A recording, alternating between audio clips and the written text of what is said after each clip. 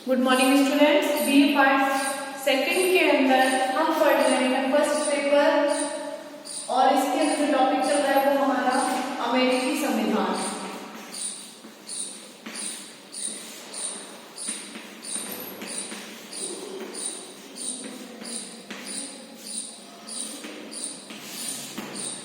America का जो संविधान है वो उसके अंतर्गत जो सर्वोच्च न्यायालय की जो व्यवस्था है, अमेरिकी संविधान के अंदर जो सर्वोच्च न्यायालय है उसकी व्यवस्था की गई है और न्यायालय को सबसे ज्यादा शक्तिशाली बनाया गया है। और हमने सर्वोच्च न्यायालय का संगठन उसका गठन किस तरीके से होता है, उसमें क्या क्या योग्यताएं होती है न्यायाधीशों की, कैसे अभियोग होता है, ये सब हम पढ़ चुके हैं। और अब हम जो टॉपिक पढ़ रहे हैं वो सर्वोच्च न्यायालय का क्षेत्राधिकार और शक्तियां, जिसमें हमने प्रारंभिक क्षेत्राधिकार पढ़ लिया है। सर्वोच्च न्यायालय की शक्तियां व क्षेत्राधिकार।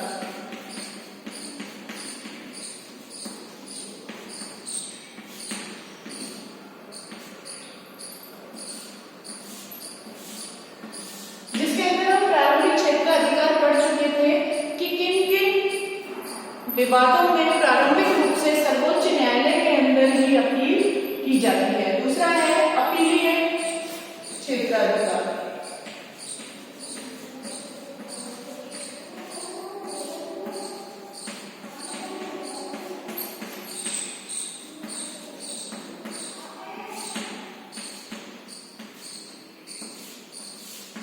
अपीलीय क्षेत्राधिकार सर्वोच्च न्यायालय जो है उसमें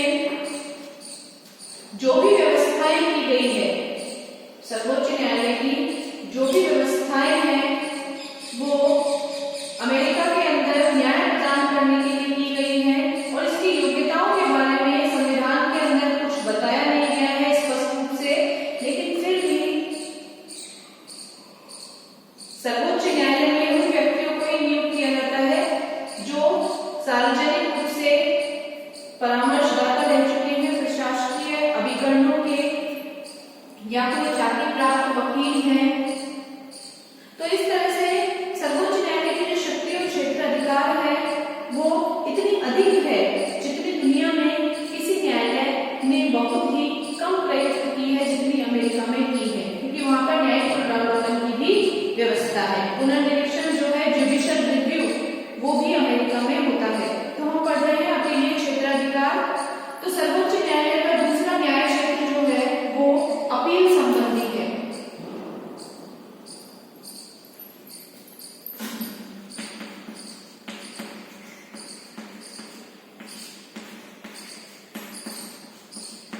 सर्वोच्च न्यायालय का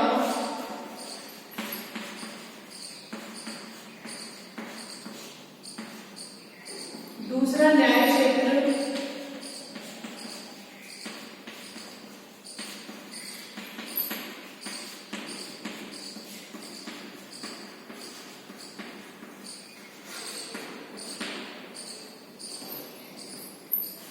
अपील संबंधी है कि न्यायालय के अंदर अपील कर सकते हैं, लेकिन सर्वोच्च न्यायालय में उन सभी मामलों की अपील नहीं हो सकती जिन मामलों में निचले स्तर के न्यायालयों के निर्णयों से किसी पक्ष को संतोष न हो। सर्वोच्च न्यायालय में अमेरिका के अंदर उन सभी मामलों में भी अपील नहीं हो सकती जिन मामलों में निचले स्तर के न्यायालयों के निर्णयों से किसी पक्ष को संतोष न हो। और न ऐसा ही है कि राज्य के उच्च न्यायालयों के सभी निर्णयों के विरुद्ध सर्वोच्च न्यायालयों में अपील की जा सके, क्योंकि हमारे यहाँ जो इंडिया में, भारत के अंदर जो होता है वो ये होता है कि अगर मान लीजिए आपके जिला न्यायालय के अंदर अगर आपको न्याय नहीं मिला है, अगर कोर्ट में आपको न्याय नहीं मिला है तो आप हाई कोर्ट में जाएंगे, राज्य के न्यायालय में जाएंगे। अगर हाई कोर्ट में भी अगर आपको न्याय नहीं मिला है तो फिर आप सुप्रीम कोर्ट में जाएंगे। लेकिन अमेरिका के अंदर ये व्यवस्था नहीं की गई है। अमेरिका के अंदर जो न्याय संबंधी व्यवस्था है उसमें अपील का जो क्षेत्राधिकार जरूरी नहीं है कि अगर कोई व्यक्ति संतोष प्राप्त नहीं कर रहा है, वो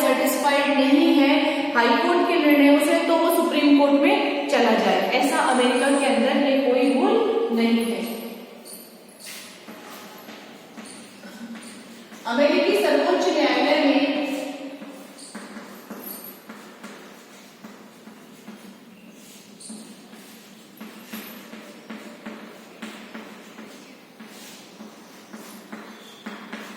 अमेरिका की जो सर्वोच्च न्यायालय है उसमें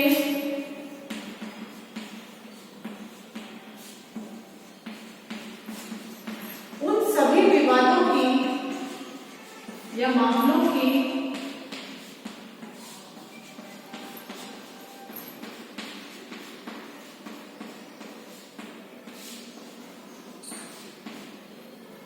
अपील नहीं हो सकती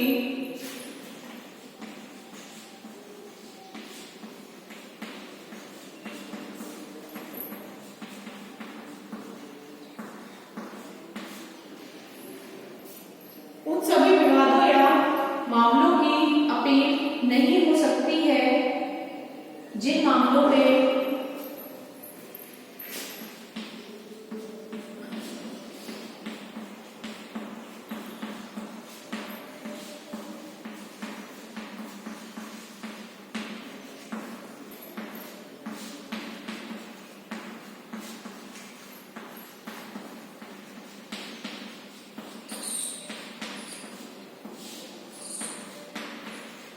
निचले स्तर के न्यायालयों में अपील की गई हो।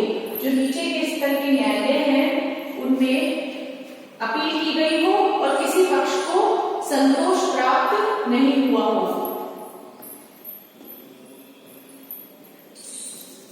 न्यायालयों के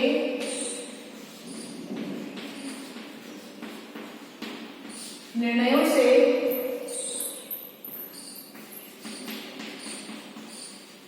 किसी पक्ष को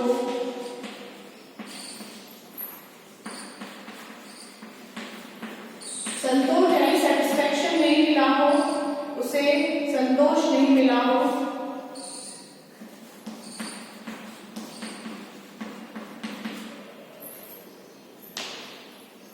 या राज्यों के उच्च न्यायालयों के सभी मामलों में सुप्रीम कोर्ट के अंदर यानी सर्वोच्च न्यायालय में अपील नहीं की जा सकती, या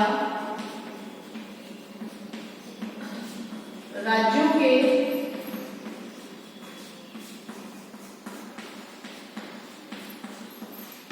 सभी मामलों के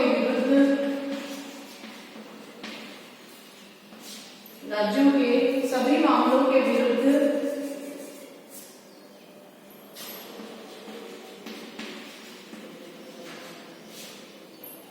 सर्वोच्च न्यायालय में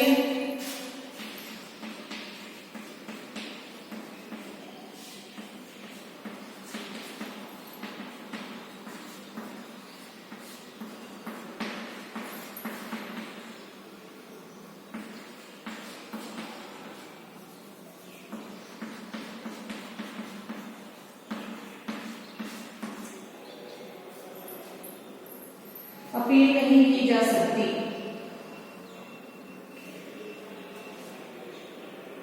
सर्वोच्च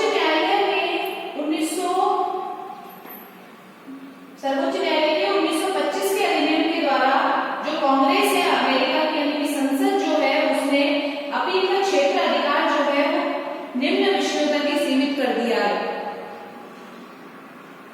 यानी कि कुछ विषय ही हैं जिनमें अपील की जा सकती है सर्वोच्च न्यायालय में। तो वो कौन कौन सी है? 1925 के अधिनियम द्वारा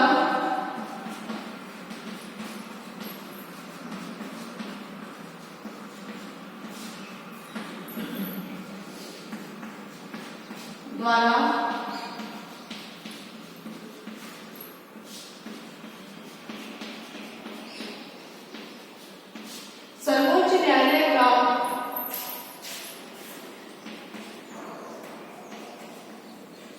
अधिकार सीमित कर दिया है। तो वो कौन कौन से विषय हैं? तो पहला जो विषय है इसके अंतर्गत अगर हम देखें तो जिनमें जो संघीय कानून होते हैं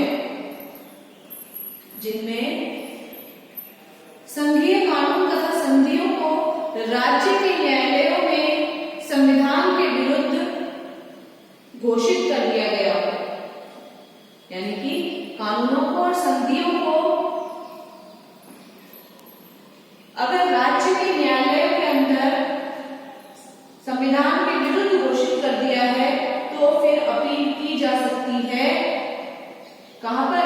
सर्वोच्च न्यायालय में। जिनमें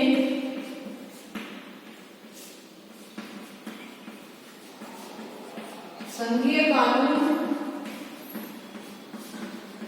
या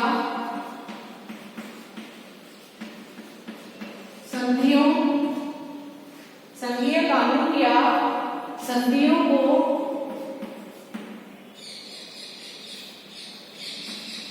राज्य के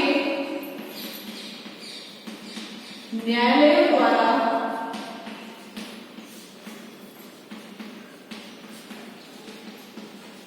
अवैध घोषित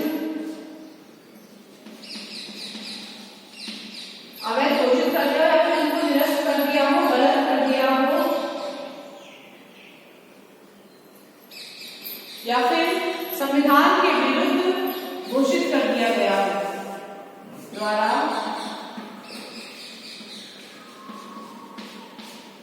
संविधान के विरुद्ध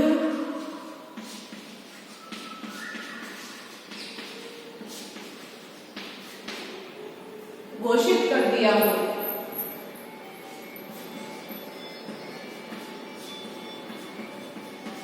तो आप अपील कर सकते हैं सर्वोच्च न्यायालय के अंदर यदि संघीय कानूनों को या संधियों को राज्य के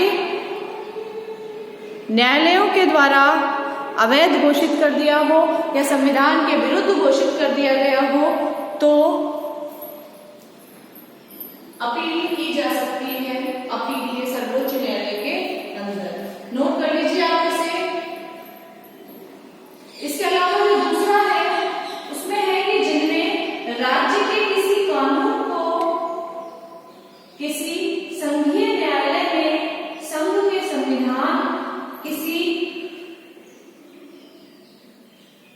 संविधान किसी कानून अथवा संधि के विरुद्ध घोषित कर दिया गया। राज्य का कोई भी कानून जो है उसे संघीय न्यायालय ने संघ के संविधान किसी कानून अथवा संधि के विरुद्ध घोषित कर दिया हो यदि किसी कानून को तो राज्यों के न्यायालय राज्य के उस कानून को वैध ठहराए। यानी संघीय न्यायालय तो उन कानूनों को अवैध ठहराए, गलत ठहराए और राज्यों के जो न्यायालय है वो उसे सही ठहराए, तब अपील की जा सकती है सर्वोच्च न्यायालय के अंदर।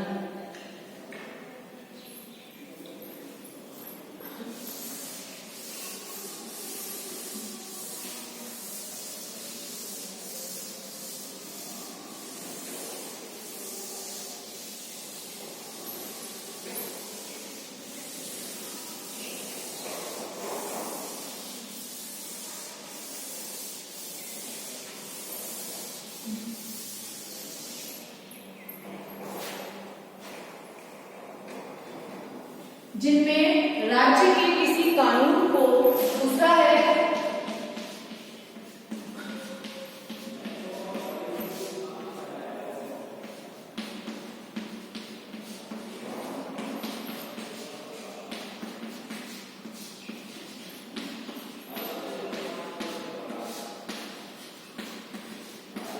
राज्य के किसी कानून को संघीय न्यायालय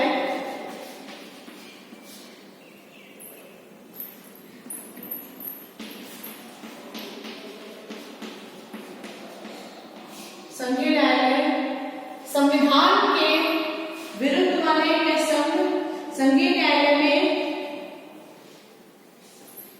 संघ के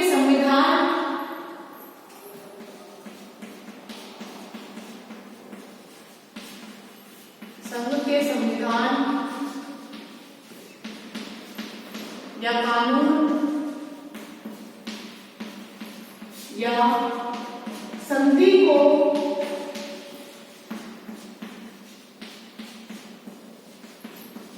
अवैध ठहराए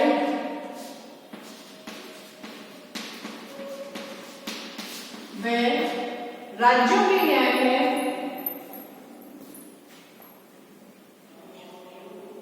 व राज्यों के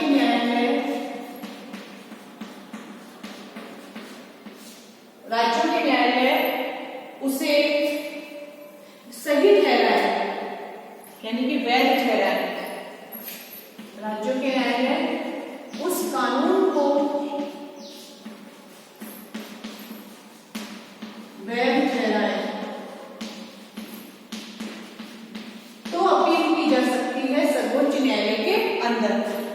कहने का तात्पर्य है कि जो संघ की यानी केंद्र का जो न्यायालय है वो तो किसी चीज को, किसी कानून को, संविधान के या कानून या संधि को अवैध ठहराए, और जो राज्यों का जो हाई कोर्ट है यानी राज्यों के जो न्यायालय है उस कानून को सही ठहराए, तो हम अपील कर सकते हैं सर्वोच्च न्यायालय में उस मुद्दे को लेकर, उस विवाद को लेकर। इसके अतिरिक्त राज्यों के उच्च न्यायालयों के निर्णयों के विरुद्ध भी अपील की जा सकती है, जिनमें उच्च न्यायालय अपील की अनुमति दे।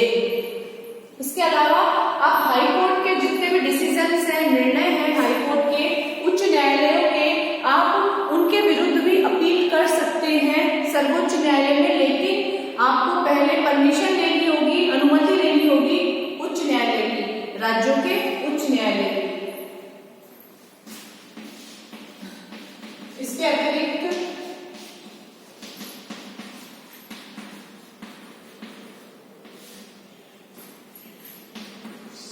राज्यों के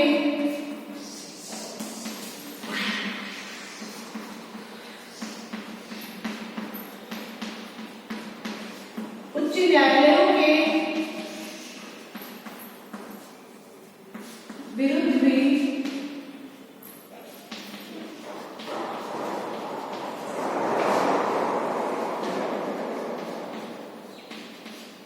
सर्वोच्च न्यायालय में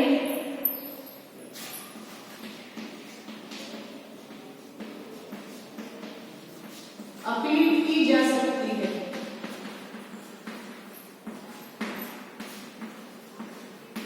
अपील की जा सकती है, लेकिन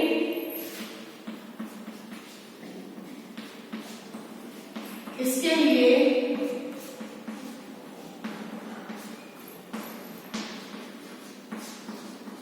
उच्च न्यायालयों की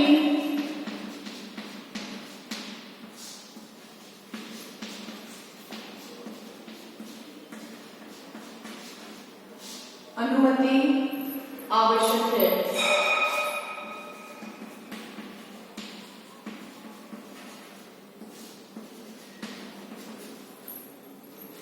नोट कर लीजिए आप, ये सारे जो हैं वो अपीलीय क्षेत्र अधिकार के अंतर्गत आने वाले विषय हैं, जो सर्वोच्च न्यायालय की शक्ति और क्षेत्र अधिकार के अंतर्गत आते हैं। नोट कर लीजिए आप इसे।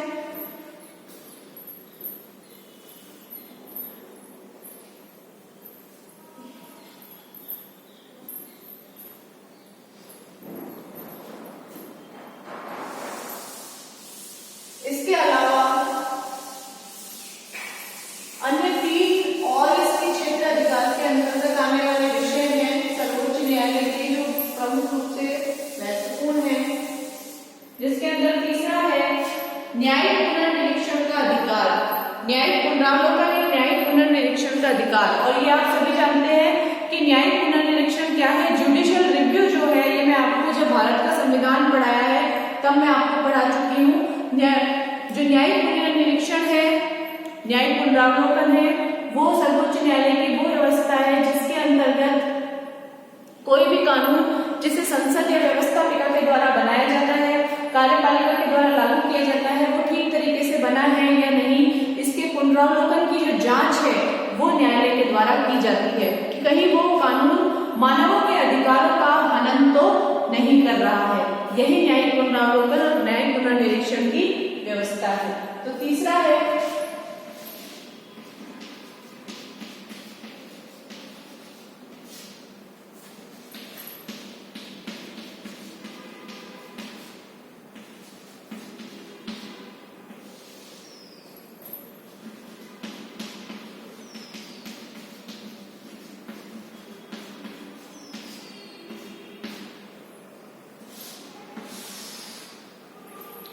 न्यायिक का अधिकार।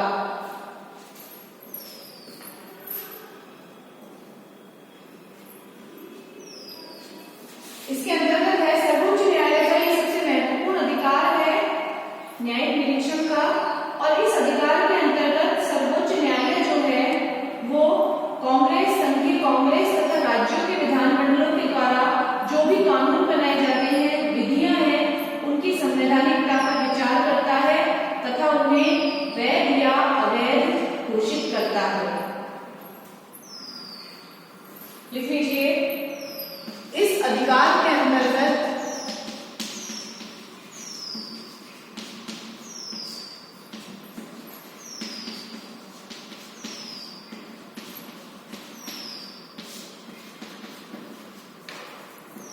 संघीय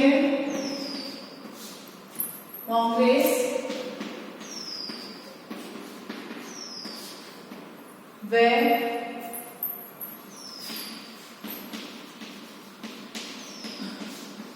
राज्यों के विधानमंडलों द्वारा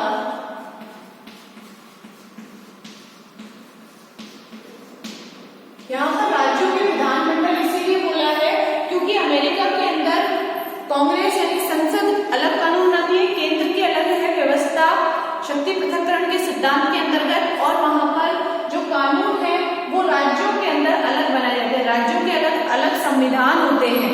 इसीलिए अमेरिका के अंदर ये कहा गया है कि जो केंद्र का संविधान है वो और राज्यों के संविधान दोनों के अंदर संवैधानिक तौर पर निर्णय लिए गए हैं या नहीं, कानून बने हैं या नहीं, इस बात का जो निरीक्षण है वो न्यायपालिका करती है। राज्य के विधानमंडलों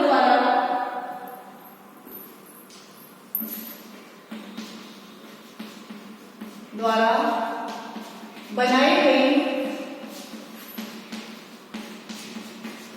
विधियों की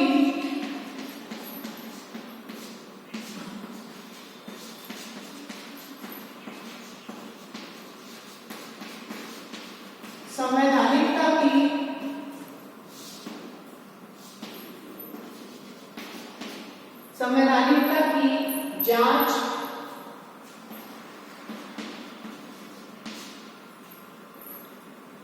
जांच जो है, निरीक्षण जो है वो न्यायपालिका के द्वारा किया जाता है।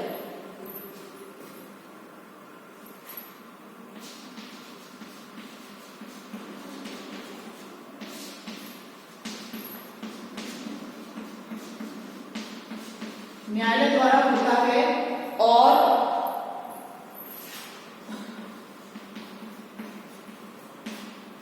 न्यायालय उस कानून को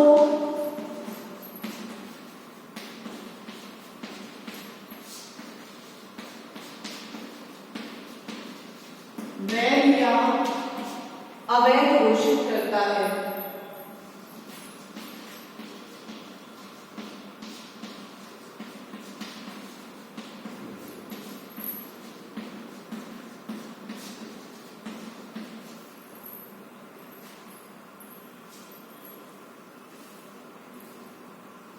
इसकी वैधता की जो जांच होती है वो दो कसौटियों पर होती है। इसकी वैधता की जांच जो होती है वो दो कसौटियों पर होती है। दो तरह से उसका निर्णय लिया जाता है वैधता का कि वो सही है या नहीं। और पहला है कि राज्य विधानमंडल को संविधान के अनुसार उस कानून विशेष को निर्मित करने का अधिकार है या नहीं, कि संविधान में क्या लिखा गया है उस कानून के लिए, उस विषय के लिए, कि केंद्र सरकार कानून बनाएगी या राज्य सरकार कानून बनाएगी। तो ये बात पहले डिसाइड करना आवश्यक है।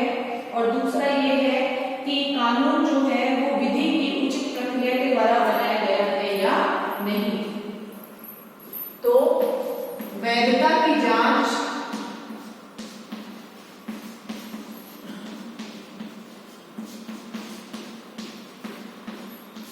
निम्न कसौटियों पर होती है।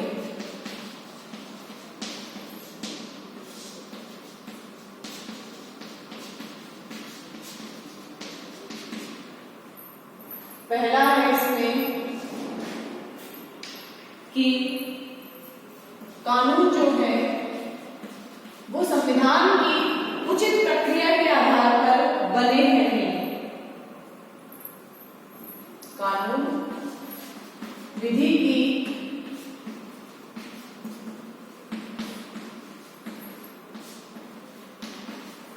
उचित प्रक्रिया के द्वारा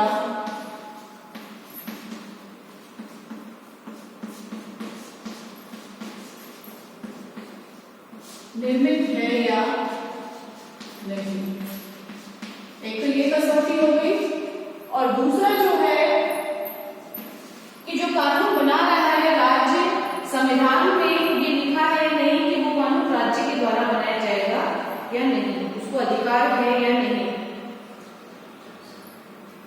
राज्य विधानमंडल को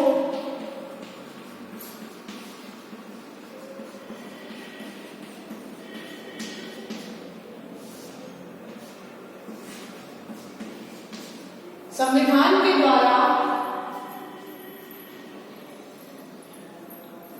राज्य विधानमंडल को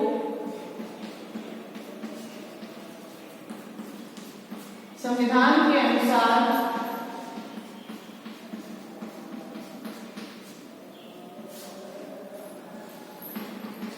उस कानून विशेष को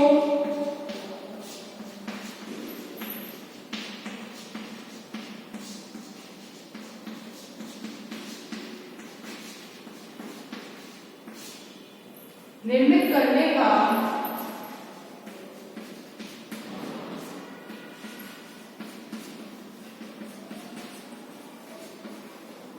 अधिकार है या नहीं।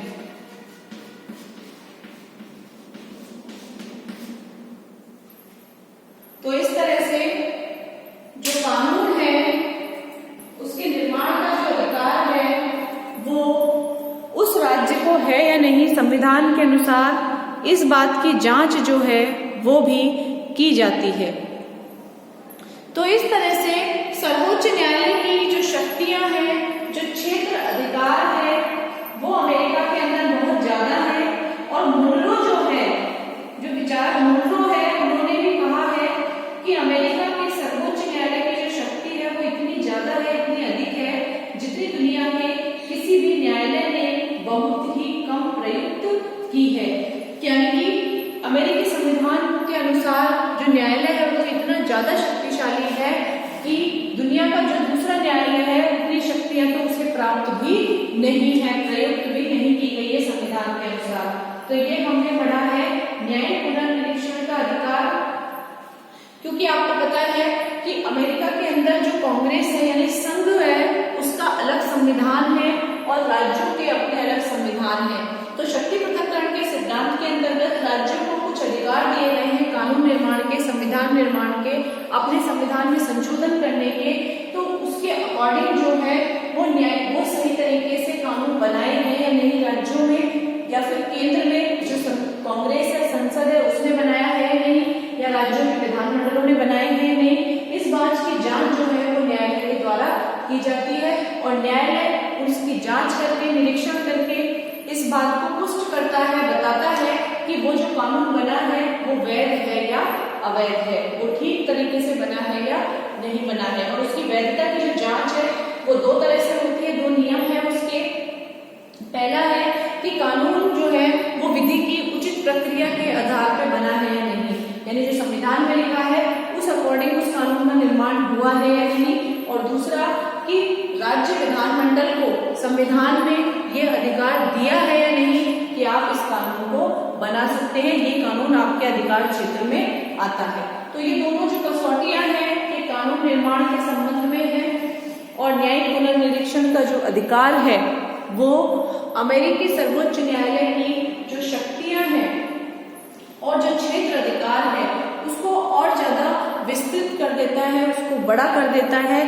क्योंकि अमेरिका के अंदर ही सबसे पहले न्यायिक पुनरावलोकन की व्यवस्था शुरू की गई थी और भारतीय संविधान ने भी अमेरिका से ही इस व्यवस्था को ग्रहण किया है। नोट कर लीजिए आप इसे।